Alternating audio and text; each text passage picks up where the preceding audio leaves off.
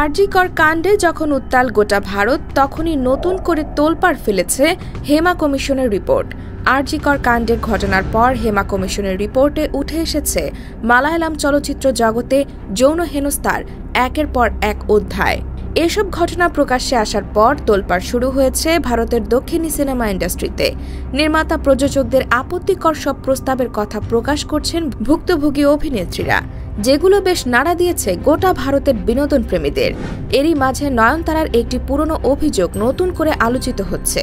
পুরনো এক সাক্ষাৎকারে এমনই এক কুপ্রস্তাব পাওয়ার কথা জানিয়েছিলেন দক্ষিণী সিনেমার অন্যতম শীর্ষ অভিনেত্রী নয়নতারাও, যা তিনি অকপটে স্বীকার করেন গণমাধ্যমে।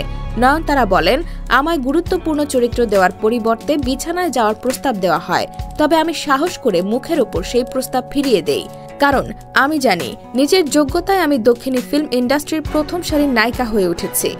ভারতের তেলেগু, মালায়ালাম ও তামিল চলচ্চিত্রের জনপ্রিয় নায়িকা নয়নতারা 2 দশকেরও বেশি সময়ে 80টিরও বেশি ছবিতে অভিনয় করেছেন। 2018 সালে ফোর্বস ইন্ডিয়া সেলিব্রিটি 100 তালিকায় স্থান দেওয়া হয়েছে তাকে। সবশেষে শাহরুখ খানের বিপরীতে অ্যাটলি কুমার পরিচালিত জওয়ান সিনেমায় কাজ করেছেন দক্ষিণী অভিনেত্রী নয়নতারা। 2022 সালে পরিচালক বিঘ্নেশ শিবানকে বিয়ে করেন নয়নতারা। ক্যারিয়ারের পাশাপাশি দাম্পত্য জীবনে যমজ সন্তান নিয়ে বেশ সুখেই আছেন তিনি।